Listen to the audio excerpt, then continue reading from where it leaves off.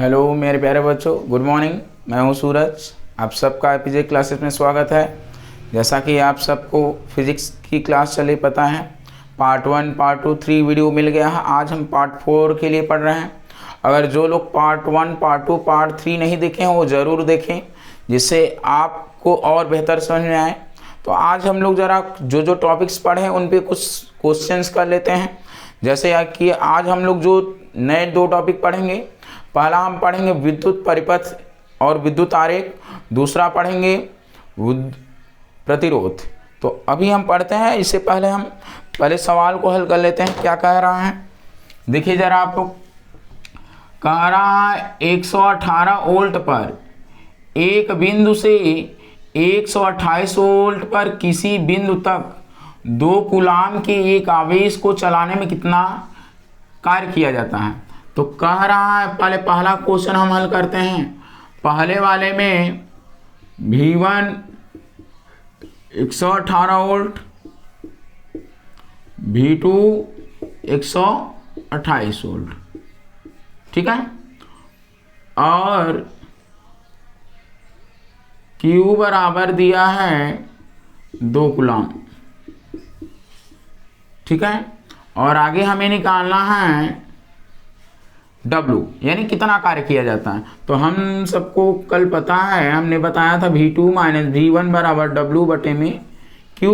तो V2 का मान कितना है 128 माइनस 118, W Q की जगह पे हम क्या रख देंगे 2, यहाँ कितना आ जाएगा 10 और W बटे 2 से गुणा हो जाएगा 10 × 2, तो W बराबर कितना जूल 20 जूल। ये आंसर हो जाएगा। तो चलाने में, एक आवेश को चलाने में कितना कार्य किया जा रहा है 20 जूल का कार्य किया जा रहा है, ठीक है। आप लोग इसे नोट कर लें, अगर न समझ में आया तो देख लें। अब हम अगला प्रश्न करते हैं। अगला प्रश्न है, एक चालक से होकर 1 मिनट में, यानी दूसरा सवाल हम देखते हैं। तो एक चालक है और T बराबर दिया है कितना मिनट 1 मिनट, और Q बराबर है 150 कूलाम, ठीक है। तो कह रहा है इसमें धारा का मान, हमसे I क्या कर रहा है पूछ रहा। तो हमने I बराबर पढ़ा है Q बटे में T। तो I का मान कैसे आएगा, पहले इसको हम 1 मिनट को सेकेंड में चेंज कर लें तो कितना सेकेंड 60 सेकेंड। अब हम निकालते हैं Q का मान 150 बटे में 60, 1 0 से 1 0 कैंसिल, I बराबर 15 बटे में 6, 3 से काट दें तो 3 से काट दें, 3 × 5 = 15, 3 दूना 6, यानी 5 बटे 2। तो I बराबर आ जाएगा 2 दूना 4, 2 × 5 = 10। तो I बराबर 2.5 एम्पियर। कितना हो जाएगा 2.5 एम्पियर। दूसरे वाले प्रश्न का ये उत्तर होगा। मुझे पूरी आशा है आपको ये दोनों समझ में आए होंगे प्रश्न। तो आगे अब हम बढ़ते हैं, जो हमें टॉपिक्स पढ़ने हैं।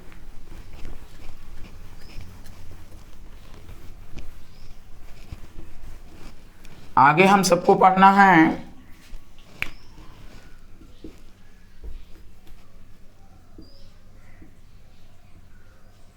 विद्युत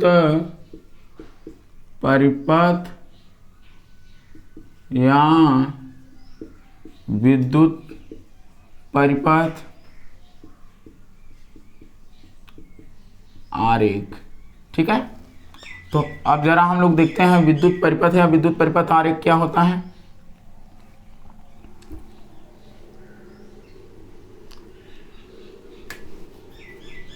तो पहले हम पढ़ते हैं विद्युत परिपथ।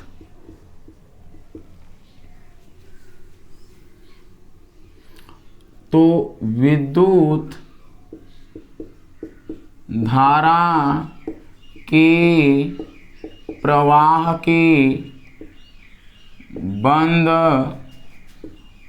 मार्ग को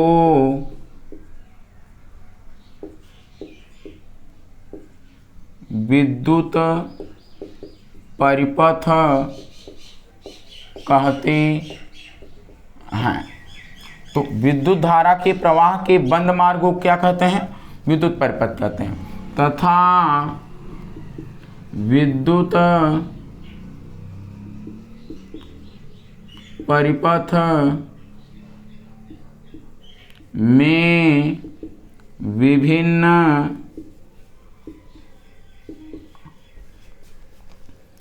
अवयव लगे होते हैं, जैसे उपकरण, स्विच, तार आदि, ये सब लगे होते हैं। तो विद्युत परिपथ पूछा जाएगा, क्या बताना है? विद्युत धारा के प्रवाह के बंद मार्ग को क्या कहते हैं? विद्युत परिपथ कहते हैं। विद्युत परिपथ में विभिन्न अवयव लगे होते हैं, जैसे उपकरण, स्विच, तार आदि। आगे हम अगला पढ़ते हैं, विद्युत परिपथ आरेख।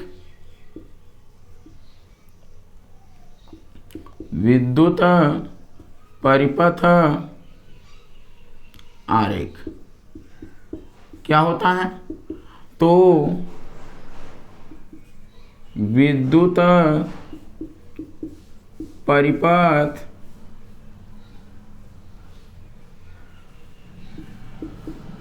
आरेख वह आरेख है जो उसमें लगे उपकरणों तथा धारा के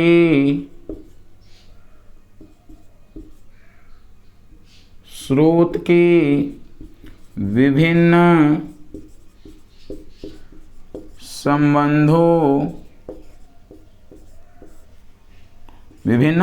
संबंधों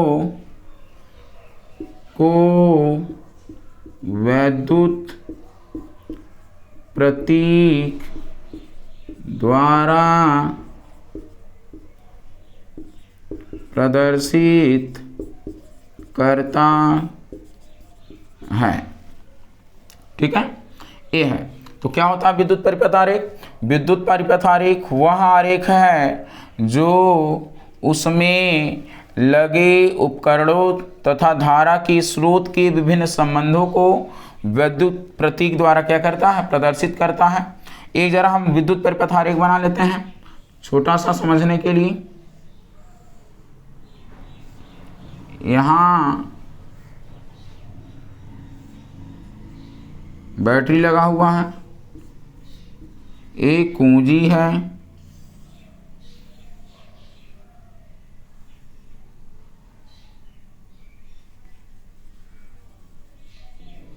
ये बल्ब है। तो इसे हम कह सकते हैं, जितने बल्ब को उसके प्रतीक द्वारा दर्शाया गया है, तो इसे हम जो धारा का प्रवाह प्लस से माइनस की ओर होगा, इस तरह से। तो यानी कह सकते हैं ये विद्युत परिपथ आरेख है।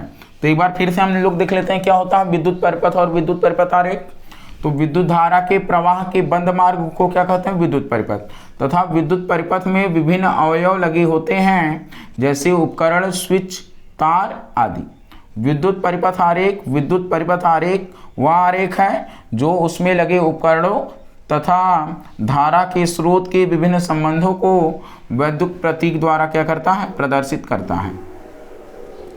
अब आगे हम लोग पढ़ेंगे कौन से उपकरण के क्या प्रतीक होते हैं, यानी जो परिपथ में या विद्युत आरेख में अवयव लगे होते हैं उनके प्रतीकों को हम पढ़ते हैं, साथ में उनका प्रतीक चिन्ह भी देखते हैं कौन कौन से अवयव ऐसे हैं। तो हम बना रहे हैं, हमारे साथ साथ आप लोग भी बनाएं।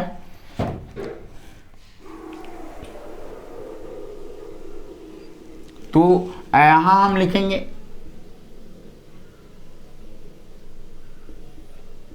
क्रम संख्या, यहाँ पर अवयव, यहाँ पर क्या रहेगा, प्रतीक। तो अब हम देखते हैं, पहला हमारा है सेल। तो सेल, ये है विद्युत सेल। तो विद्युत सेल का प्रतीक होता है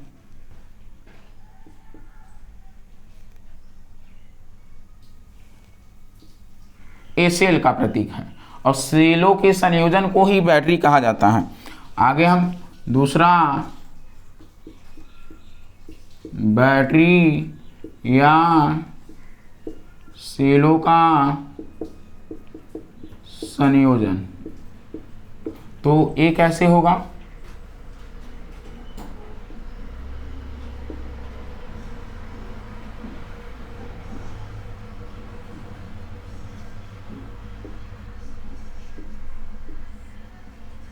ये है सेलों का संयोजन, या सेलों के संयोजन को ही क्या कहते हैं, बैटरी कहते हैं। अगला तीसरा, खुली प्लग कुंजी, या इसको स्विच कहते हैं। तो खुली कुंजी का प्रतीक देखिए क्या होता है,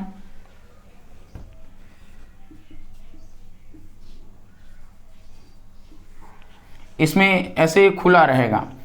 अगला वाला होता है बंद प्लग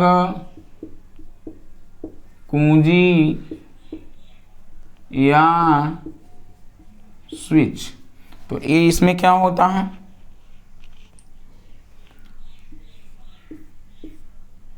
ये बंद रहता है ऐसे, ठीक है, या इसे नहीं भी लिख सकते हैं, कोई दिक्कत नहीं है। आगे हम पांचवा देखते हैं, तार संधि। तो तार संधि ऐसे होता है, ये तार संधि का प्रतीक है। अगला बिना संधि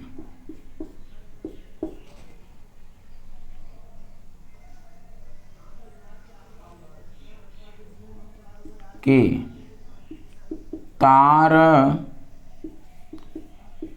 क्रॉसिंग। देखते हैं हम लोग, यहाँ नहीं, थोड़ा इसे और नीचे कर लेते हैं। बिना संधि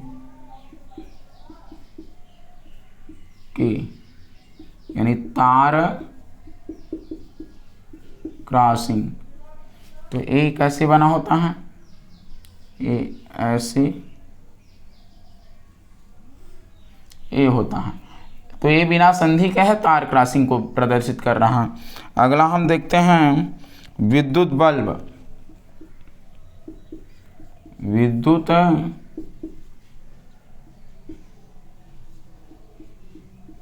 बल्ब, विद्युत बल्ब का प्रतीक कैसे होगा,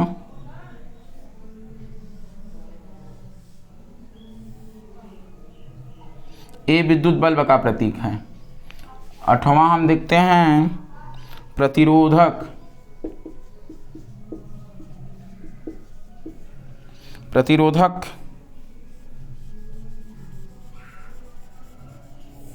ये प्रतिरोधक का प्रतीक है। आठवां हम पढ़ते हैं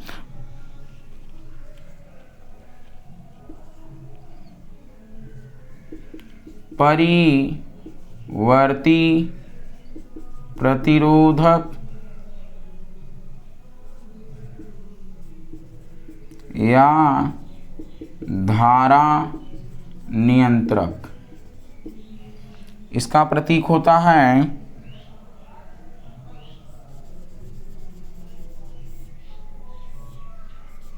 इस तरह से, या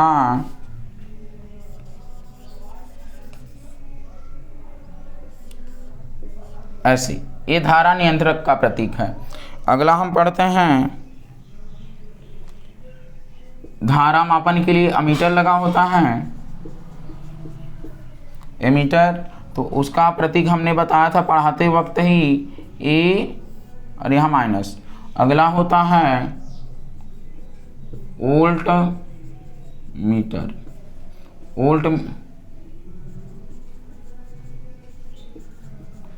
वोल्ट मीटर का प्रतीक कैसे होगा, प्लस यहाँ भी यहाँ माइनस। तो ये हमारे ख्याल से आप सबको समझ में आ रहा होगा। एक बार हम पुनः समझा दे रहे हैं।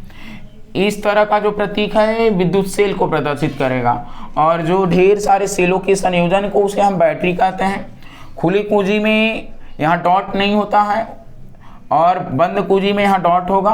ये तार संधि का प्रतीक है, ये बिना तार संधि यानी क्रॉसिंग को दिखा रहा।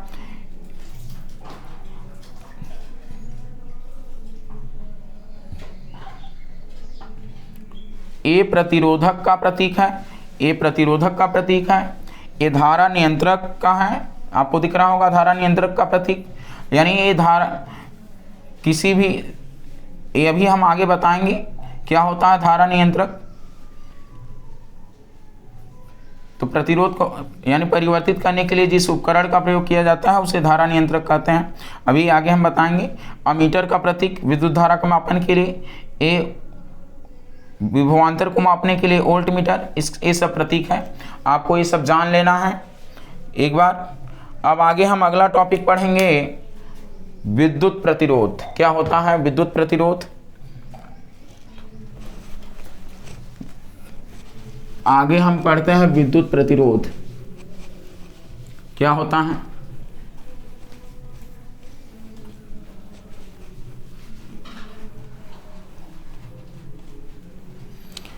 आगे हम अगला टॉपिक पढ़ते हैं विद्युत प्रतिरोध।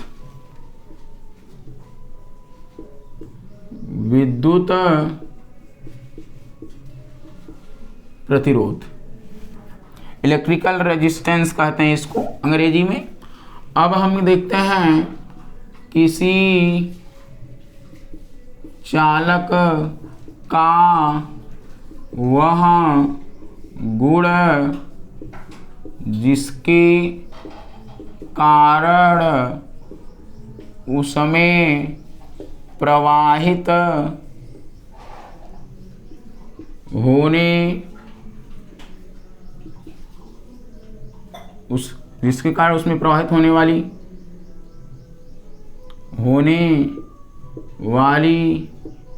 धारा के प्रवाह का विरोध करता है, तो चालक का यह गुण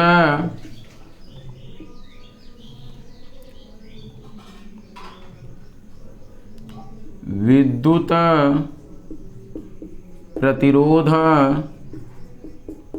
कहलाता है। क्या कहलाता है? विद्युत प्रतिरोध। अब देखते हैं हम जरा क्या होता है विद्युत प्रतिरोध।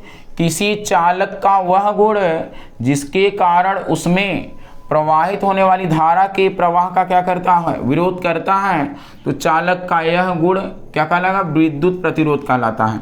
आगे इसे कैपिटल आर से प्रदर्शित करते हैं। यहाँ एक अदिश राशि है। यह कौन सी राशि है? अदिश राशि। याद रखना है। पूछा जाए विद्युत प्रतिरोध को किससे प्रदर्शित करते हैं, तो आर से।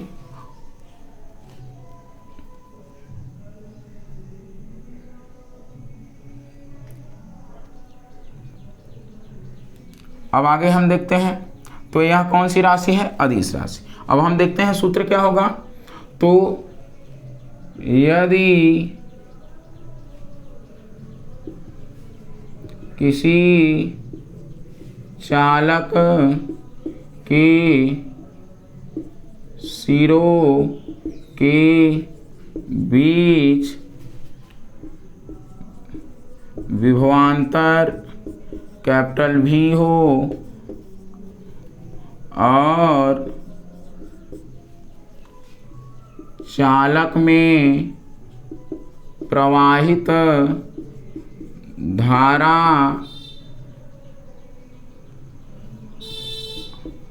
I एम्पियर हो, यहाँ लिख लेना V वोल्ट हो, और I एम्पियर हो तो प्रतिरोध बराबर क्या होगा? तो प्रतिरोध को हमने बताया R से। अगर किसी चालक के सिरों के बीच विभवांतर V हो और चालक में प्रवाहित धारा I हो तो R बराबर V बटे में I, या V बराबर हम कह सकते हैं I R। ठीक है, एक क्वेश्चन हम लोग हल करते हैं इस पे।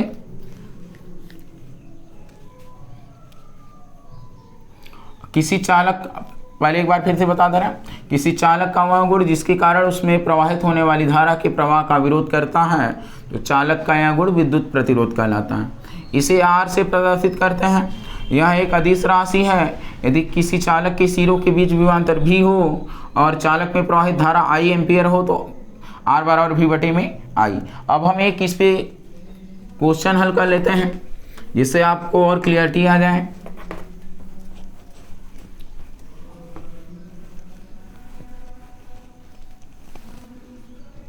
प्रश्न है,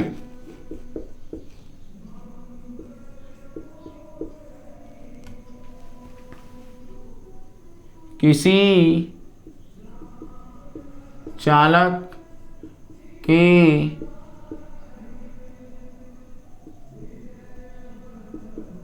सिरों का विभवांतर उसमें प्रवाहित होने वाली धारा का 2 गुना है तो प्रतिरोध क्या होगा? ठीक है, हम लोग ने किसी चालक के सिरों का जो विभवांतर है उसमें प्रवाहित होने वाली धारा का कितना है? 2 गुना। तो हम मान लेते हैं धारा क्या है? I है, तो विभवांतर क्या हो जाएगा?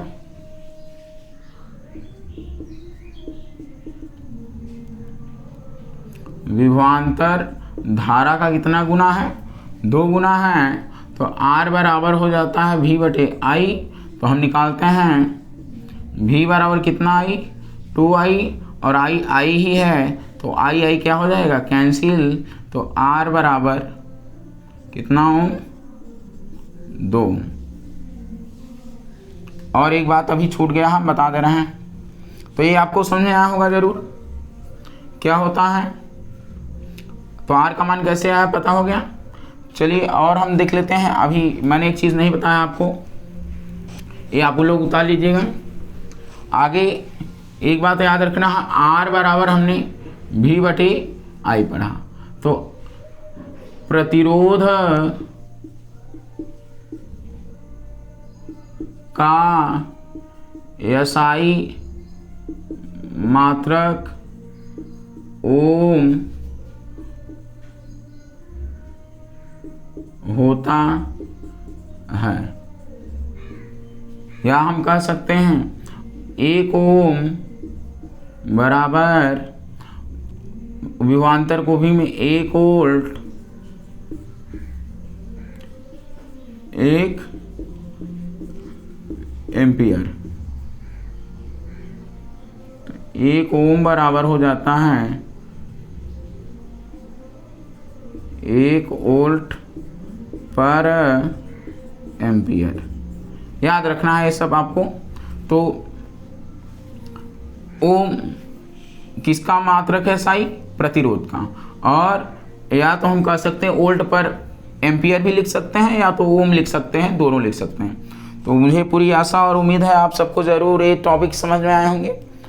अगर कुछ भी न समझ आया तो ज़रूर कमेंट करें, लाइक करें, शेयर करें। आप कमेंट करें और शेयर करेंगे तो मुझे और उत्साह मिलेगा और मैं अच्छा लाऊंगा।